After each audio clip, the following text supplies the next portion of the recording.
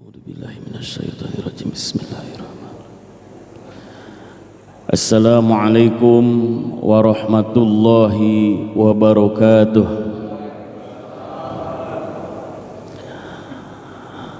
Alhamdulillahilladzi yaqdipu fi qulubil muridina law'atal iradah fayuj'ijuhum ila sulukis sabilis sa'adah allati hiyal imanu wal ibadah wa mahwu kulli rasmin wa adah.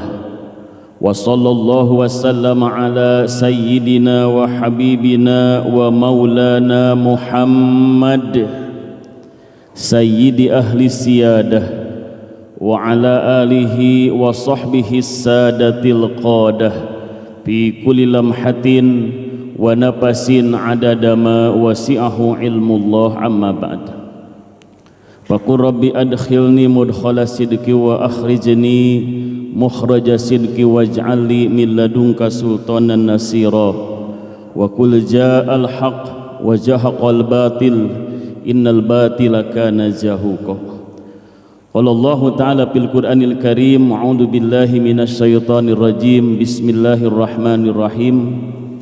Fa aqim wajhaka lid-dini hanifa fitratallahi allati fataran nasa 'alaiha la tabdila li khalqillah dalikad dinul qayyim walakinna aksaran nasi la ya'lamun. Shadaqallahul azim. Wa qala Rasulullah sallallahu alaihi wasallam, ma min mauludin yuladu illa 'alal fitrah fa abawahu yuhawidani aw yunassirani aw yumajjisani.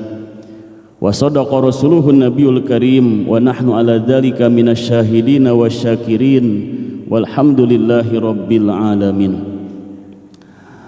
Alhamdulillah wa syukurillah bi nikmatillah. Mari bangkitkan kolbu kita, kolbu yang senantiasa bersyukur kepada Allah Subhanahu wa taala. Betapa luas, betapa tak terhingganya karunia-karunia Allah yang senantiasa kita terima. Terkhusus di waktu subuh ini Allah bangkitkan kita dari tidur lelap kita, dari kematian kecil kita. Allah kembalikan ruh kehidupan dan Allah bangkitkan kesadaran kolbu kita memenuhi panggilan Allah salat subuh yang penuh barokah ini. Mudah-mudahan ini menjadi saksi kebaikan kita di akhirat nanti, dan mudah-mudahan ini menjadi catatan amal ibadah kita di hadapan Allah Subhanahu wa taala. Yang kami hormati segenap pengurus DKM Masjid Al-Amanah, hadirin wal hadirat, jamaah salat subuh ikhwani rahimakumullah. Alhamdulillah kita bisa berjumpa kembali dalam kajian ilmu tasawuf yang pada subuh ini kita akan mengangkat tema esensi fitrah insani. Tema ini akan sama-sama kita bahas, kita gali dalam rangka mensikapi fenomena umat manusia hari ini dalam seluruh aspek kehidupan, baik itu aspek berbangsa, bernegara, bahkan beragama, mengalami kondisi yang sangat kompleks, terpuruk. Betul tidak Bapak-bapak, Ibu-ibu? Aspek politik banyak kecurangan, kedoliman, dan ini implikasinya, dampak negatifnya sampai ke bawah. Hari ini masyarakat kecil seolah-olah apatis menghadapi kondisi kehidupannya.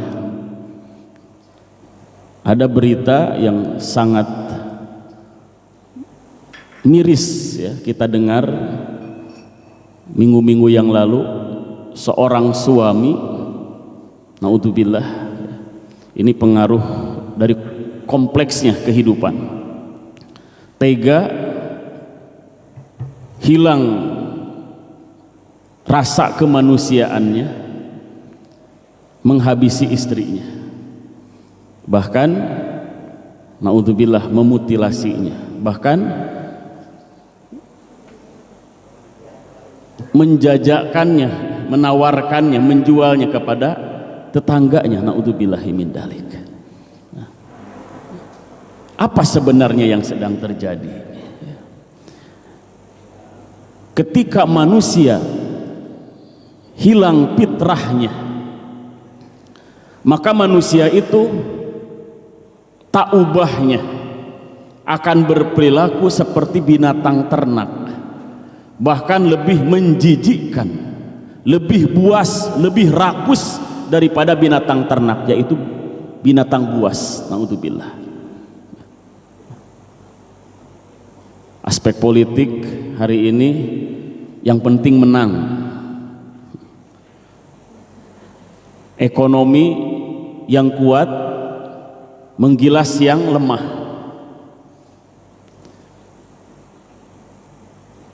Mengeruk uang dengan dalih undang-undang. Korupsi di mana-mana. Sehingga semakin kompleks, maka muncullah perilaku-perilaku hewani, perilaku sifat bahamiah, sifat hewan ternak, sifat-sifat sabu'iyah, sifat-sifat hewan buas. Nah, dengan tema kita menggali, mengenal esensi fitrah insani, diharapkan kita mereorientasi kembali visi misi hidup kita, bahwa kita hidup di dunia ini ada tujuan utama. Ketika kehilangan orientasi, maka manusia ini akan hidup seperti binatang. Binatang itu hidupnya tidak ada tujuan.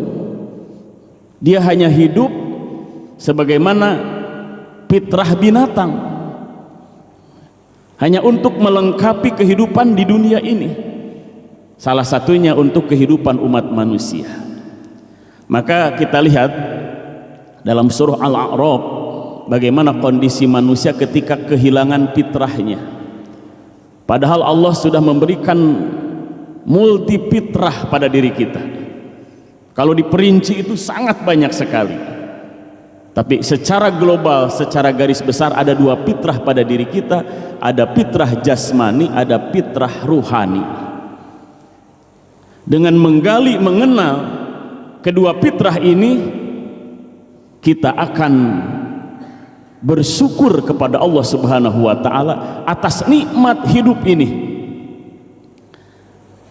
Mari kita lihat dalam surah Al-A'raf ayat ke-179. A'udzubillahi minasyaitonir rajim. Bismillahirrahmanirrahim. Walaqad dara'na li jahannama katsiran minal jinni wal ins.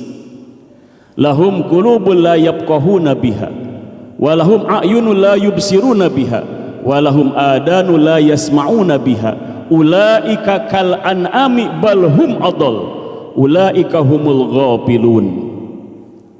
Sungguh telah kami sediakan yang mengisi penuh neraka jahanam itu dari kelompok jin dan manusia. Jin dan manusia yang seperti apa yang akan memenuhi neraka jahanam? Lahum qulubul la yafqahuna biha. Mereka jin dan manusia diberikan kolbu, tapi kolbunya berpenyakit, kolbunya banyak noda dosa. La yafqahuna biha, tidak bisa memungsikan kolbu, kolbunya tidak memahami, kolbunya tidak berakal sehat, kolbunya berpenyakit, kolbunya tidak berfungsi. Kalau punya suami, punya istri tidak punya hati, ini bapak-bapak, kalau punya istri tidak punya hati, betah nggak di rumah, Pak? Para istri kalau punya suami nggak punya hati, betah nggak di rumah? Nggak betah. Punya teman nggak punya hati, si raja tega, dikit-dikit mudah tersinggung, gampang marah, menyalahkan orang lain, itu orang yang nggak punya hati, nggak betah berinteraksi dengan orang yang nggak punya hati. La yafqahuna biha, hatinya tidak mampu memahami apapun, apalagi memahami agama. Walahum a'yunul la yubsiruna biha, mereka diberi mata, kedua mata, tidak bisa melihat kebenaran, matanya tidak berfungsi. Siapapun yang mengajarkan kebenaran, memberikan contoh teladan, tidak dilihatnya, tidak diperhatikannya, kedua matanya tidak berfungsi. Walahum adanu la yasma'una biha, mereka pun diberi pendengaran, telinga, tapi tidak berfungsi, tidak mendengarkan ayat-ayat Allah, nasihat, tausiah, pelajaran dan pengajaran agama tidak didengarkannya. Apabila hilang fitrah pada diri manusia, tidak berfungsi kolbunya, tidak berfungsi kedua matanya untuk melihat, tidak berfungsi telinganya untuk mendengar, ulaika kal an'ami balhum adol, mereka itu seperti binatang ternak, bahkan lebih menjijikkan daripada binatang ternak. Dan kondisi hari ini persis apa yang disampaikan ayat-ayat Allah. Ulaika humul ghafilun, mereka itulah orang-orang yang lalai hatinya,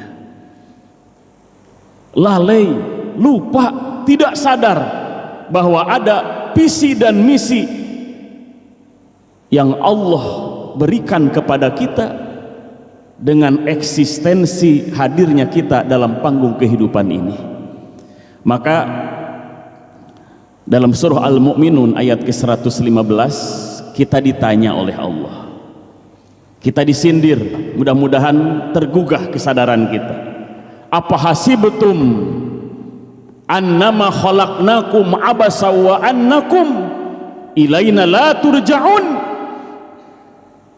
Apakah kalian mengira, wahai manusia, bahwasanya kami ciptakan kalian abasa, main-main saja?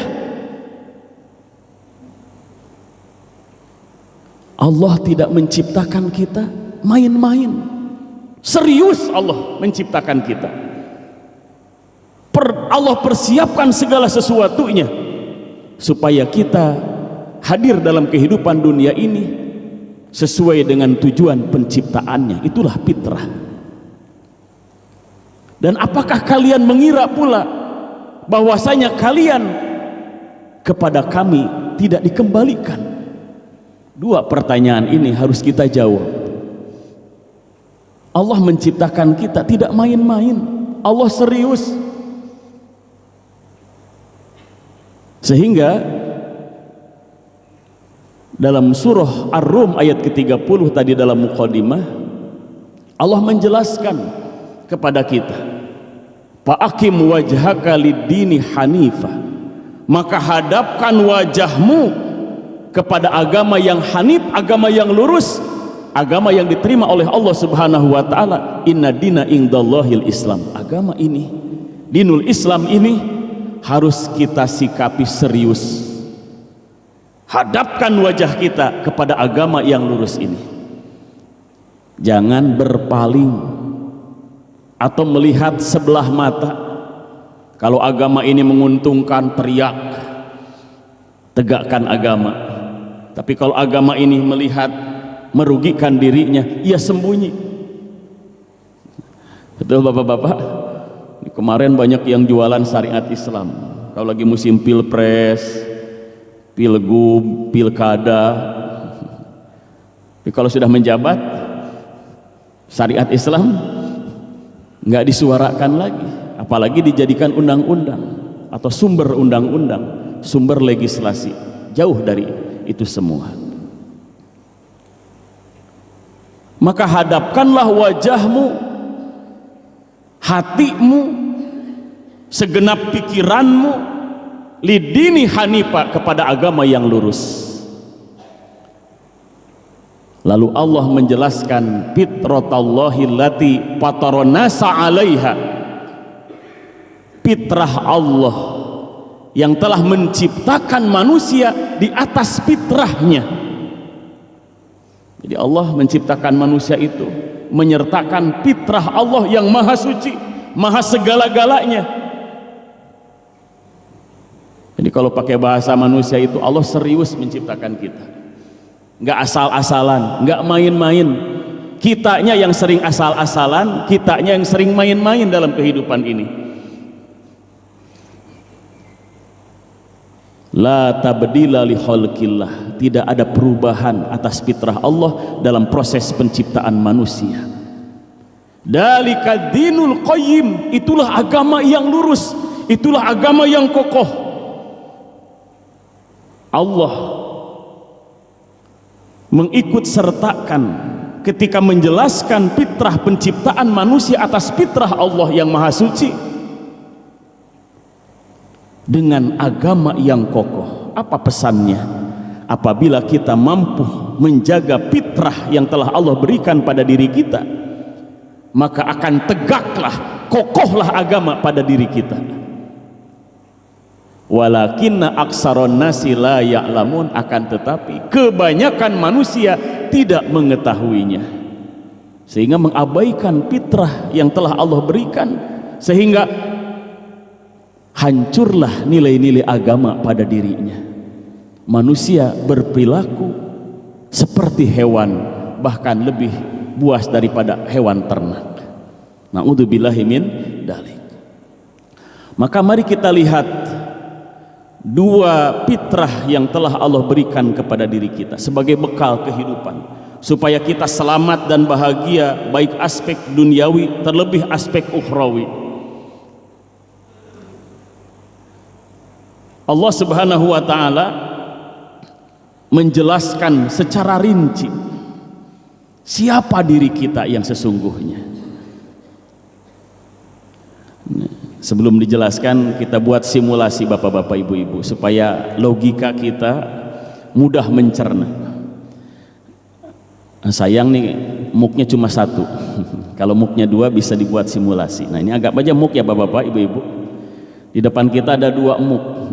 Anggap aja ini muk ya, sama-sama berisi air. Bapak-bapak, ibu-ibu mau pilih yang mana? Muk yang sebelah kanan atau sebelah kiri? Bebas bu, nggak usah bingung, sama-sama air di dalamnya, betul nggak bu? Nggak usah pakai mikir bu. Kalau haus ya udah ambil yang kanan atau yang kiri. Tapi akan berbeda kalau saya jelaskan. Silahkan bapak ibu pilih. Muk yang sebelah kanan saya ini berisi air jam-jam, sedangkan muk yang sebelah kiri air mineral biasa. Ibu bapak mau pilih yang mana? Oh langsung. Kenapa bu? Pak, pilih air jam-jam. Saya coba dulu air jam-jamnya pak ya, kebetulan haus ini. Bismillah. Ibu ada minumnya bu? Maaf ya bu, pak.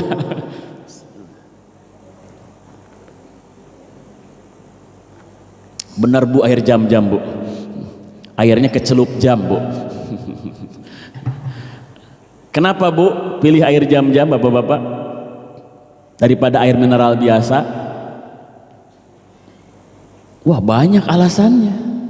Karena air jam-jam itu ma'un mubarakah, air yang diberkahi, betul tidak? Kalau beli air jam-jam yang asli berapa bu harganya bu? Mahal bu, harus umroh haji dulu bu. Maaf, bukan berarti yang dijual di pasaran bukan asli. Konon katanya rasanya beda. Betul ya pak? Kalau pengen yang asli, yang di Masjidil Haram atau Masjid Nabawi, berapa ongkosnya pak? Ya minimal 30 juta ibu siapin, harus umroh dulu kalau di luar musim haji. Nah kalau sekarang udah musim haji, mahal minum air jam-jam. Kita pilih yang mahal, kita pilih yang mengandung barokah, yang mengandung sifat obat, daripada air mineral biasa, mereknya macam-macam, nggak jelas dari sumber airnya, tapi kita yakin aja, percaya aja. Nah, sebagai orang Islam, orang yang beriman, pasti milihnya air jam-jam. Kenapa? Karena kita ketahui khasiatnya, keberkahannya yang Allah berikan kepada air jam-jam. Apalagi dari Indonesia, mahal ongkosnya. Ini simulasi sederhana Bapak Ibu, ketika kita mengetahui sesuatu dan sesuatu itu ternyata bukan hal yang biasa, maka kita akan menghargainya, kita akan menjaganya. Itulah diri kita sesungguhnya. Sebagaimana pertanyaan Allah dalam surah Al-Mu'minun ayat ke-115. Apakah kalian manusia mengira bahwasanya kami ciptakan kalian itu abasa, main-main saja? Allah Subhanahu wa ta'ala menciptakan manusia dengan proses yang begitu rumit, begitu kompleks, sampai-sampai teknologi sains yang dikaryakan atau direkayasa oleh manusia itu belum bisa menggapai secara sempurna apa yang dijelaskan oleh Allah di dalam Al-Quran. Nah, kalau kita mengetahui fitrah yang telah Allah berikan pada diri kita, pasti kita akan bersyukur kepada Allah. Jadi kalau ibu-ibu, bapak-bapak banyak yang putus asa menghadapi hidup, tidak mensyukuri eksistensi keberadaan diri kita dalam hidup ini, itu tanda kita belum mengenal siapa diri kita. Padahal diri kita ini, sebagai gambaran dasarnya, kita lihat dalam surah At-Tin, ketika Allah menjelaskan fitrah yang pertama, fitrah jasmani. Laqad khalaqnal insana fi ahsani taqwim. Sungguh telah kami jadikan manusia itu sebaik-baik kejadian, sebaik-baik makhluk. Kadang Bapak Ibu, maaf ya, ada orang yang hobi memelihara binatang, ya silahkan. Tapi kalau hobinya berlebih-lebihan, subhanallah, itu dia menghabiskan uang puluhan juta untuk makannya, untuk treatment kesehatannya. Sedangkan di samping rumahnya, maaf, ada orang fakir miskin, anaknya putus sekolah, padahal biaya cukup ratusan ribu saja selesai masalahnya. Betul nggak Bu? Bapak? Ada orang lebih menghargai binatang tapi tidak menghargai manusia.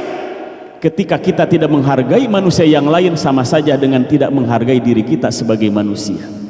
Karena kita manusia ini ciptaan Allah terbaik.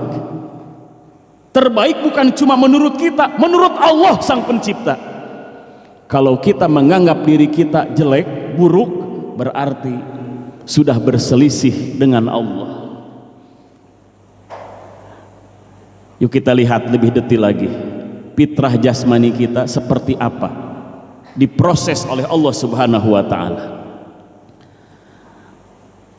Di dalam surah Al-Mu'minun ayat ke-12 kita akan menemukan rincian proses kejadian diri kita di rahim ibu kita. Walaqad khalaqnal insana min sulalatin min tin. Sungguh telah kami jadikan manusia, kami ciptakan manusia itu dari saripati tanah. Summa ja'alnahu nutfatan fi qararim makin.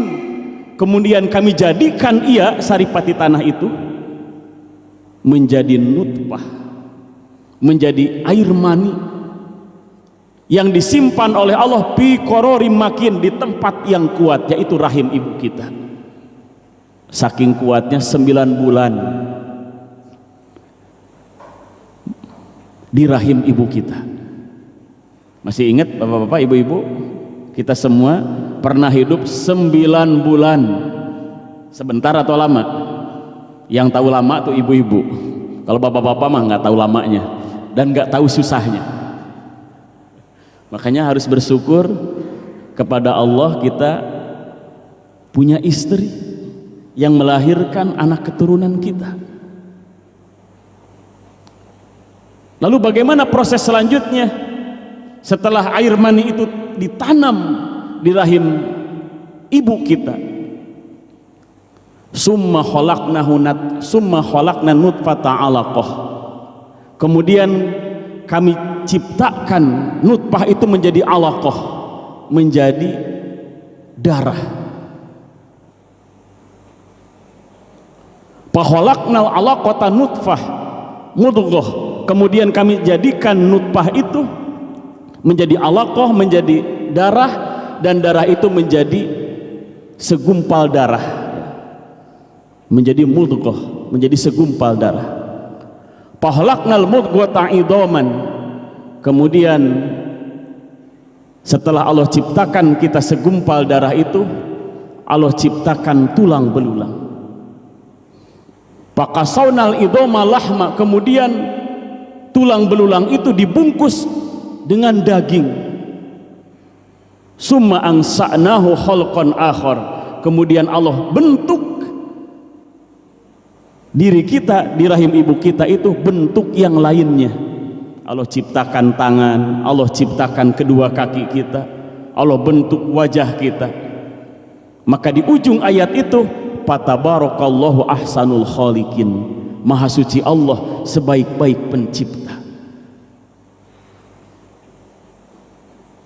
Di ayat selanjutnya lalu Allah ingatkan, summa innakum ba'da dalika lamayitun, kemudian sungguh kalian setelah itu lamayitun, akan mengalami kematian. Summa innakum yaumal qiyamati tub'asun, kemudian sungguh kalian di hari kiamat nanti akan dibangkitkan untuk dimintai pertanggungjawab di pengadilan Allah Subhanahu wa taala. Nah, proses yang begitu rumit, yang begitu kompleks, yang begitu detail, Allah jadikan fitrah jasmani kita di rahim ibu kita. Jadi jasmani kita ini tidak jadi asal-asalan, ada proses yang begitu lama. Dan ini dijelaskan dalam sebuah hadis dari Ibnu Mas'ud radhiyallahu an, Rasulullah sallallahu alaihi wasallam bersabda, inna ahadakum, sesungguhnya setiap kalian itu yujma'u khalquhu fi batni ummihi arba'ina yauman nutfatan,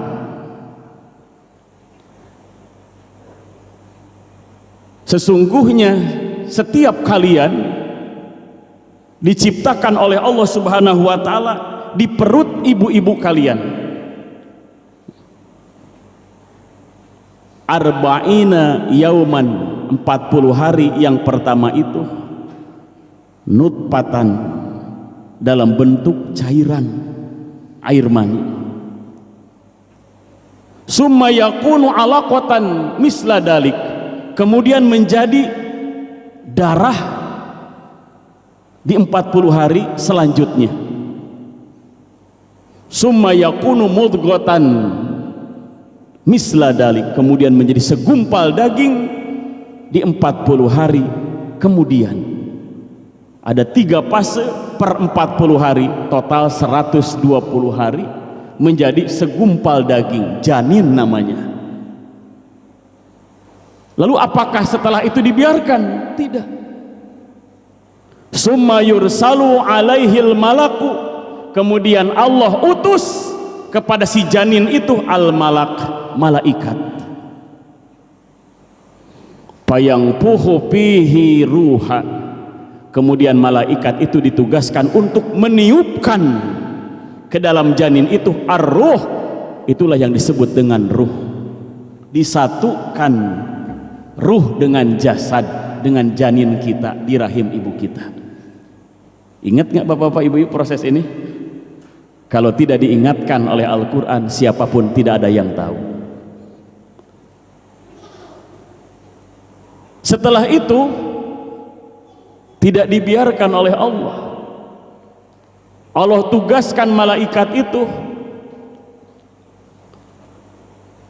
wa ya'muru bi arba'i kalimatin, dan Allah perintahkan malaikat itu dengan 4 kalimat, 4 ketentuan, takdir-takdir Allah. Pertama, bi kitabi rizqihi, Allah tetapkan rizkinya di hari ke-120 umur kita di rahim ibu kita. Wa ajalihi, dan ajalnya Allah tetapkan. Sebelum kita terlahir sudah ditetapkan ajal kita. Wa amalihi, dan amal perbuatannya, baik buruknya sudah dicatat, ditetapkan oleh Allah. Allah perintahkan malaikat untuk mencatatnya, untuk menetapkannya. Wa syaqiyun aw sa'idun, dan Allah tetapkan yang keempat, apakah hidupnya itu susah atau hidupnya bahagia. Baik atau buruk dalam kehidupan ini sudah Allah tetapkan. Inilah proses yang kita alami, yang tidak kita ketahui sebelumnya. Maka Allah hadirkan agama, Allah hadirkan para nabi, para rasul, para ulama untuk apa? Mengembalikan ingatan kita. Jadi kalimat kembali ini penting sekali kita maknai. Sebagaimana pesan di dalam Al-Quran ketika menjelaskan fitrah ruhani. Kalau fitrah jasmani sudah selesai tadi. Begitulah proses yang Allah jadikan diri kita di rahim ibu kita masing-masing. Lalu bagaimana dengan fitrah ruhani? Dalam surah Al-A'raf ayat ke-172, 173, 174, Allah menjelaskan begitu rinci tentang ruh kita, tentang jiwa kita. Para ulama menjelaskan perbedaan ruh dengan jiwa. Ruh itu eksistensi awal yang Allah ciptakan, wujud ruh. Ketika ruh ditiupkan ke dalam jasad kita, janin kita, maka ruh itu menjadi jiwa, menjadi angpus.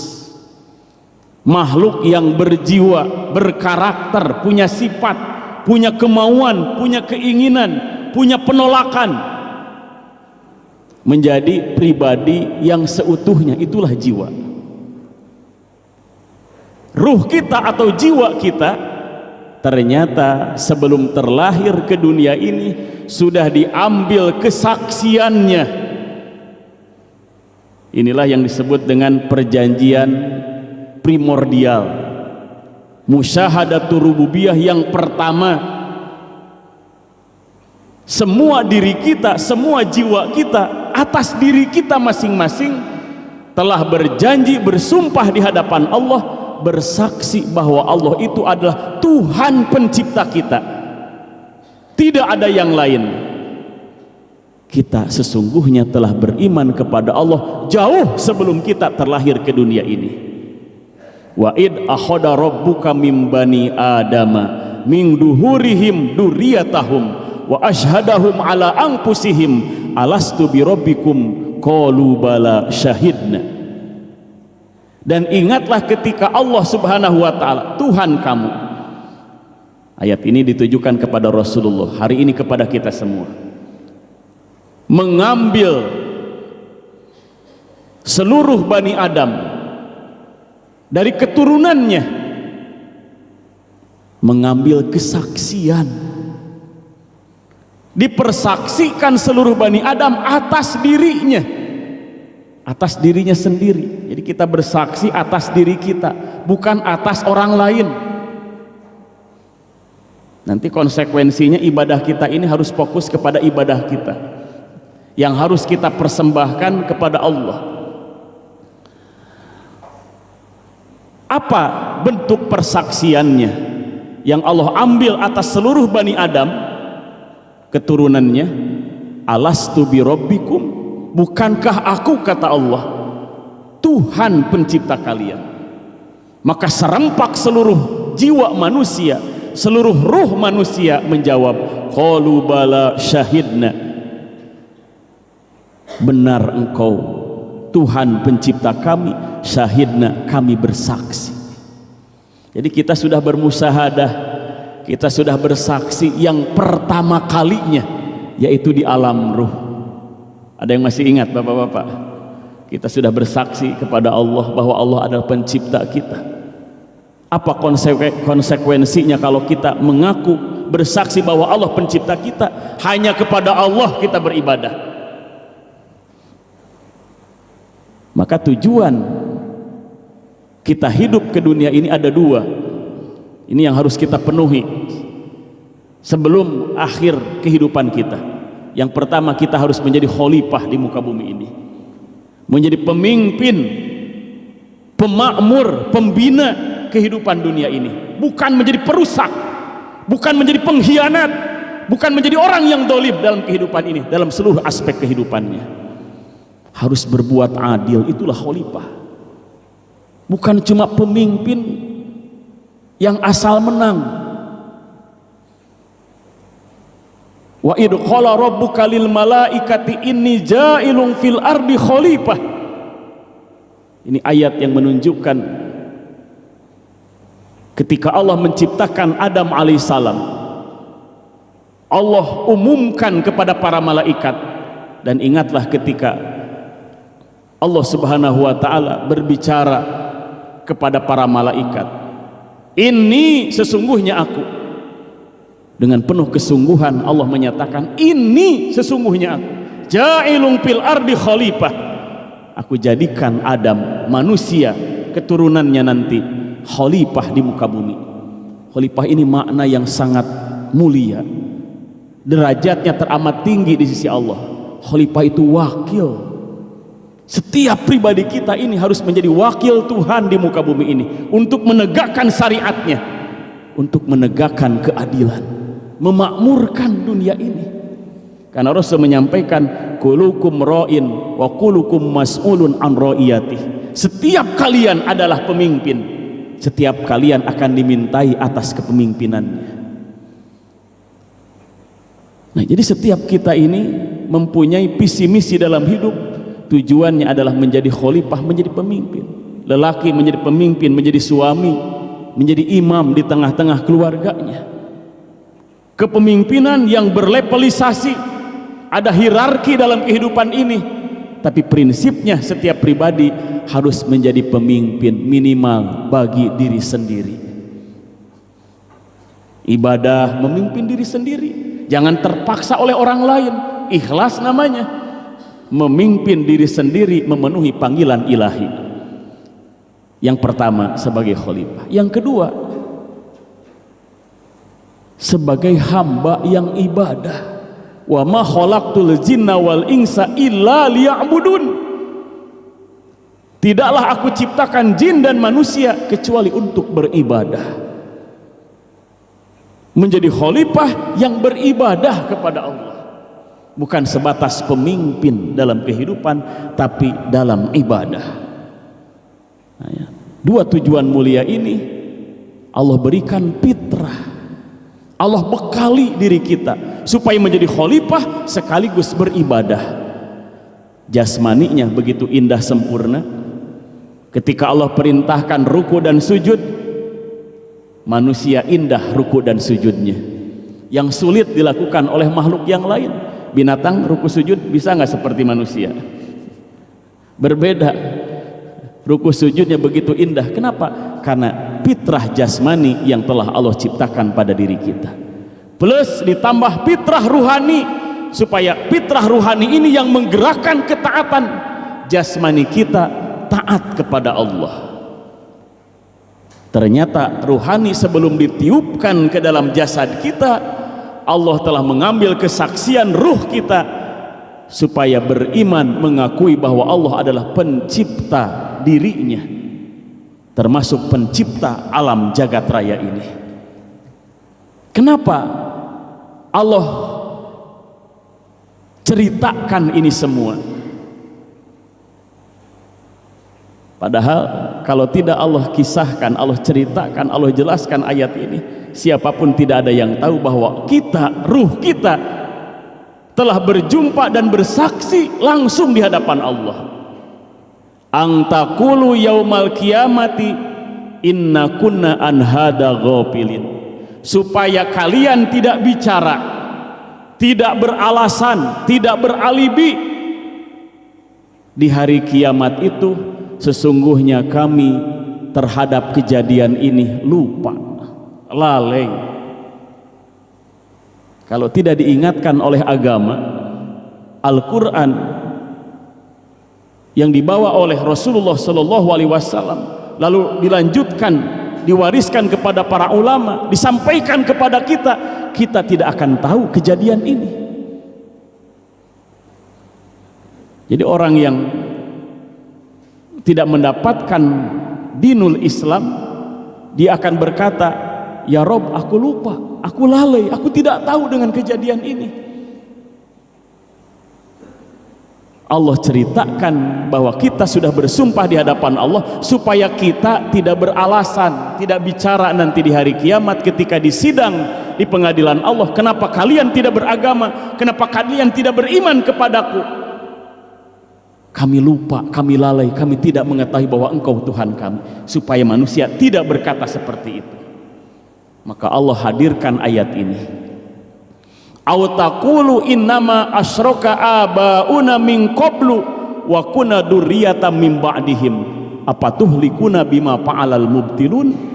Di ayat selanjutnya Allah menjelaskan, atau mereka berkata nanti di hari kiamat, sesungguhnya telah berbuat syirik orang tua kami sejak dahulu, sedangkan kami keturunan setelah mereka. Orang tua kami berbuat syirik, kami pun berbuat syirik. Ini alasan orang-orang yang tidak iman kepada Allah ketika di dunia. Apa tuhlikuna bima fa'alal mubtilun? Maka kenapa engkau akan menyiksa kami, akan membinasakan kami? Karena perbuatan batil mereka, orang-orang tua kami terdahulu. Jadi nanti di hari kiamat, orang-orang itu akan saling menyalahkan, akan saling menuntut, dan akan saling mengabaikan lepas tangan tanggung jawab. Begitu mengerikannya kehidupan di mahsyar nanti. Nah, supaya tidak terjadi seperti itu, kita maknai bahwa diri kita ini mendapatkan fitrah yang begitu sempurna, fitrah jasmani, sekaligus penyempurnanya adalah fitrah ruhani, ruhani yang telah beriman kepada Allah. Maka jaga fitrah ruhani kita, keimanannya, supaya kita mampu kembali kepada Allah dalam keadaan selamat, dalam keadaan bahagia. Di ayat ke-174 Allah jelaskan, wa kadzalika nufassilul ayati wala'allahum yarji'un, dan demikianlah kami tafsilkan, kami jelaskan ayat-ayat kami. Allah jelaskan proses ruh yang bersaksi kepada Allah, beriman kepada Allah. Allah jelaskan proses jasmani kita di rahim ibu kita masing-masing. Wala'allahum yarji'un, supaya mereka kembali kepada Allah, kembali sadar, kembali memaknai fitrah dengan menjaganya, supaya kita kembali kepada Allah dalam keadaan selamat dan bahagia. Nah, Bapak Ibu, inilah fitrah yang harus kita jaga. Esensi fitrah insani inilah yang akan mampu menjalani hidup dalam kehidupan ini, apapun ujiannya, apapun kondisinya. Kita mampu menjadi khalifah sekaligus beribadah kepada Allah. Minimal menjadi khalifah, memimpin diri kita. Ku anfusakum, lalu wa ahlikum naro. Jaga diri kita dan ahli kita, keluarga kita, orang terdekat kita dari ancaman siksa api neraka. Hadirin wal hadirat ikhwani rahimakumullah, itulah perjalanan diri kita yang ketika di dunia ini tidak akan selama-lamanya. Kita akan kembali berjumpa dengan Allah Sang Pencipta. Kita akan memasuki negeri yang abadi, itulah negeri akhirat. Di akhirat itulah adalah mahsyar. Ada mahsyar di mana tempat manusia berkumpul. Manusia akan dimintai pertanggungjawaban jawab atas seluruh nikmat dan perbuatan ketika di dunia ini. Maka orang yang mampu menjaga fitrah ruhani inilah, dia akan tersenyum menghadap kepada Allah. Illa man atallaha biqalbin salim. Orang yang akan selamat bahagia, orang yang menghadap kepada Allah membawa qalbu yang salim, qalbu yang bersih, menjaga fitrah ruhani, qalbunya menjadi bersih, qalbu yang senantiasa berserah diri kepada Allah Subhanahu wa ta'ala. Demikian Bapak Ibu, tema tentang fitrah atau esensi fitrah insani, supaya kita mampu menjalani hidup sesuai dengan perintah Allah Subhanahu wa taala, sesuai dengan apa yang dicontohkan oleh Rasulullah Shallallahu alaihi wasallam dan dinasihatkan oleh para ulama. Ada beberapa menit ke depan, silahkan Bapak Ibu untuk sama-sama kita diskusikan supaya kita bisa memaknai fitrah yang ada pada diri kita. Silahkan.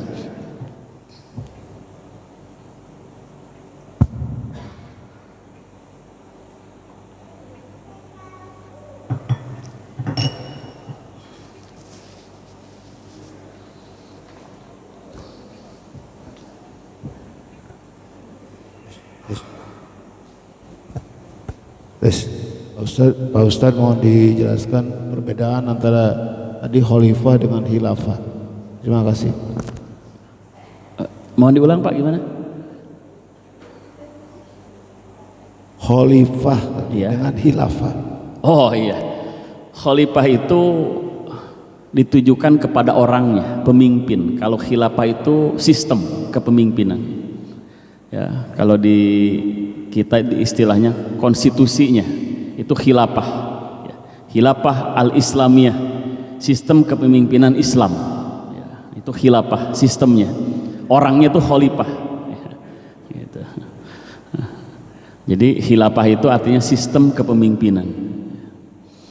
Itu umat Islam sempat menegakkan khilafah selama berabad-abad. Tercatat dalam sejarah kurang lebih sekitar 600 tahun khilafah al-Islamiyah berjaya. Tapi watil kal ayyamu nudawiluha, sunatullah berlaku, silih berganti kejayaan itu. Pada akhirnya di abad ke-19 menjelang 20 runtuh Utsmani Turki. Nah, itu namanya khilafah. Khilafah Utsmani Turki, ya, atau khilafah Islamiyah waktu itu yang kita kenal dalam sejarah, gitu. Begitu Pak ya. Ya. Sebetulnya khilafah dengan konstitusi manapun, ya, khilafah Islam itu tidak bertentangan. Sesungguhnya ya, substansinya tidak bertentangan. Yang sering dianggap bertentangan itu tentang hududnya, ya. Ada tentang undang-undang bagaimana menegakkan kisos, itu yang sering dianggap bertentangan. Padahal kisos itu sebuah sistem peradilan atau pengadilan lembaganya yang betul-betul adil, supaya nanti tidak terjadi lagi kedzaliman. Sebetulnya itu kisos itu, tapi itu dianggap bertentangan dengan beberapa konstitusi, sehingga khilafah itu dianggap bertentangan, padahal sangat bersesuaian dengan fitrah manusia. Gimana? Ada yang ingin didiskusikan lagi?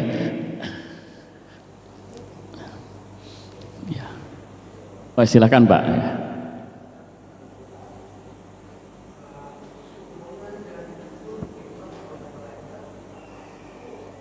Oh iya, baik. Nah, ini pertanyaan yang bagus ya. Yang ditiupkan adalah ruh ke dalam janin, ya.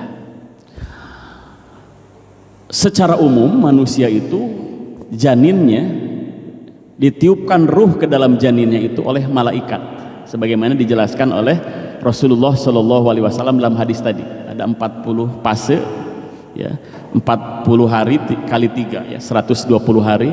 Di usia itulah ditiupkan tadi. Summa yursilul al malak, summa yursilu ilaihil malaku payang puhu ruha. Ditiupkanlah ruh ke dalam janin itu. Tapi kepada Nabi Adam alaihissalam, nah ini berbeda, ya. Dalam surah Shad misalkan atau surah Al-Hijr itu disebutkan faida sawaituhu wa napahtu fihi mir ruhi faqaulahu sajidin. Dan ketika aku sempurnakan bentuk Adam alaihissalam, itu langsung Allah, ya. Wa napahtu, dan aku tiupkan fihi mirruhi, ke dalam jasad Adam itu, mirruhi, dari ruh ciptaanku. Kalau bahasanya ruhi itu ruhku, artinya ruh ciptaanku, karena selain Allah adalah ciptaan. Ruh itu bukan Allah tapi ciptaan. Jadi dalam ilmu tauhid, selain Allah itu ciptaan, selain Allah itu adalah makhluk. Jadi ruh itu adalah makhluk. Mirruhi, sebagian daripada ruh ciptaanku. Faqa'ulahu sajidin, maka hormati ia, tunduklah kepada ia, sajidin, sujudlah kalian. Nah, itulah ya, ketika malaikat diperintahkan sujud kepada Adam alaihissalam, sujud penghormatan, bukan sujud ibadah, bukan sujud penghambaan, karena penghambaan itu mutlak kepada Allah subhanahu wa ta'ala. Dalam surah Shad, dalam surah Al-Hijr itu dijelaskan. Jadi bedanya begitu Pak, ruhnya sama, adalah materi yang diciptakan, adalah makhluk yang diciptakan, tapi sumbernya dirahasiakan oleh Allah. Beda dengan janin, beda dengan jasad kita, materinya, sumbernya dijelaskan oleh Allah. Min sulalatin min tin, dari saripati tanah, yaitu makanan yang kita makan. Summa ja'alnahu nutfatang fi qararim makin, ya. Kemudian kami jadikan saripati tanah itu menjadi sperma, menjadi air mani yang ditanam di rahim ibu kita, di tempat yang kokoh. Dijelaskan asal jasmani, tapi asal ruhani, asal ruh itu dirahasiakan oleh Allah. Saking mahalnya, saking fitrahnya, ruh itu dirahasiakan. Sebagaimana dalam surah Al-Isra, yas'alunaka 'anir ruh kulir ruh min amri rabbi wa ma utitu minal ilmi illa qalila. Mereka bertanya kepadamu tentang ruh, jawab, ar-ruh, ruh itu min amri rabbi, urusan Tuhan, rahasia Allah. Maka ini rahasia itu, sesuatu yang rahasia itu, makna sederhananya sesuatu yang mahal. Betul nggak Bapak-bapak, Ibu-ibu? Contoh sederhananya begini, ibu punya perhiasan yang langka, permata yang langka sekali, mau diobral, diceritain sama orang atau dirahasiakan? Ya dirahasiakan, berbahaya kalau diceritakan. Jadi sesuatu yang dirahasiakan, sesuatu yang mahal, sesuatu yang esensial. Ruh itu urusan Tuhanku, tidaklah kalian diberi ilmu illa qalila, kecuali sedikit pengetahuan tentang ruh, khususnya illa qalila, hanya sedikit. Itu pun diberitahukan oleh Allah. Ruh yang telah bermusahadah, ruh yang ditiupkan kepada jasad Adam, ditiupkan langsung oleh Allah. Kepada jasad manusia Bani Adam ditiupkan oleh para malaikat, dan ditetapkan, dicatatkan 4 takdir-takdir besar yang akan dialami oleh manusia ketika terlahir tadi. Nah, maka dalam hadis disebutkan mami mauludin yuladu alal fitrah, tidak ada bayi yang terlahir kecuali terlahir alal fitrah, membawa fitrah, baik fitrah jasmani maupun fitrah ruhani. Fa abawahu yuhawidani, maka peran kedua orang tuanya lah yang membuat ia menjadi Yahudi. Nah, sebagaimana tadi dalam surah Al-A'raf, orang tua kami yang berbuat syirik, orang tua kami agama Yahudi, ya kami pun Yahudi. Padahal Allah sudah menanamkan kepada semua ruh, apapun nanti agamanya, ruh itu telah beriman kepada Allah. Au yunasironi, atau menjadi Nasrani, au yumujassinani, atau menjadi orang yang majusi. Ini menunjukkan bahwa Rahman Rahimnya Allah telah memberikan ke dalam ruh manusia siapapun itu fitrah iman kepada Allah. Jadi Allah tidak menciptakan ruh yang ingkar. Inilah yang disebut fitrah. Jadi manusia itu fitrahnya selalu beriman kepada Allah. Banyak ya kisah-kisah mu'alaf. Dulu di zaman Nabi itu ada namanya Salman Al-Farisi, bapak-bapak. Ini menunjukkan fitrah ruhani akan menuntun orang menemukan hidayah, menemukan dinul Islam. Salman Al-Farisi ini sedikit berkisah dulu ya Bapak, boleh Bapak-bapak? Supaya untuk memperkokoh bahwa Allah sudah menciptakan, menitipkan ruh yang telah beriman kepada Allah. Jaga nilai keimanan ini. Salman Al-Farisi itu Majusi, orang tuanya Majusi, bahkan pembesar Majusi. Diberikan tugas, nak, tunggu jaga Tuhanmu, api ini jangan sampai mati, jangan sampai hilang. Apa reaksi kolbu, fitrah ruhani Salman Al-Farisi? Bertolak belakang. Masa Tuhan harus dijaga? Bukankah Tuhan yang menjaga kita? Betul nggak Bapak-bapak? Kalau Tuhan itu api, kenapa Tuhan itu bisa merusak? Bukankah Tuhan itu yang membina, menjaga? Kalau kita menyentuh api, panas tidak? Segala sesuatu yang tersentuh api pasti akan terbakar dan hangus. Wah, ini bukan Tuhan. Maka ia mencari Tuhan yang lain sesuai dengan kehendak fitrahnya. Ia mencari agama yang lain, berlabuhlah di agama Yahudi. Ternyata di agama Yahudi pun menolak fitrah ruhaninya. Masa Ujair ibnullah, Nabi Ujair dianggap anak Tuhan. Masa Tuhan beranak dan diperanakan? Nah, ruhaninya menolak. Inilah fitrah ruhani yang benar. Lalu berlabuh lagi ke agama yang lain, agama Nasrani. Di sini pun menolak kembali fitrah ruhaninya. Masa Tuhan ada tiga, atau Tuhan terbagi tiga, Trinitas. Tuhan Bapa di surga, Tuhan Al-Masih, dan Tuhan Ibu. Ditolak oleh fitrah ruhani yang telah beriman kepada Allah, yang telah bermusyahadah, bersaksi di hadapan Allah. Maka pada akhirnya dibawa oleh tuan majikannya ke Madinah. Disitulah ia mendengar dakwah Rasulullah Shallallahu Alaihi Wasallam dan berjumpa, mendengar langsung konsep Islam, konsep ketuhanan dalam Islam. Qul huwallahu ahad. Inilah yang membuat ruhnya membenarkan, inilah Tuhan yang sesungguhnya, inilah agama yang benar.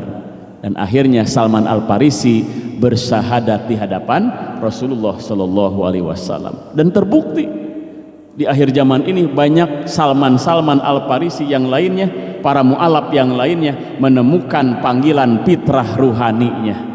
Alhamdulillah, itulah fitrah ruhani yang dititipkan oleh Allah kepada seluruh umat manusia. Baik Bapak Ibu, mari sama-sama kita muhasabahkan, sudahkah kita menjaga fitrah ruhani kita? Karena semua diri kita akan dimintai pertanggungan jawab, akan diadili oleh Allah Subhanahu wa taala. Betapa telitinya Allah, saking telitinya pengadilan Allah nanti di mahsyar. Bukan cuma manusia yang akan diadili, jin pun akan diadili. Bukan cuma jin dan manusia, hewan pun akan diadili.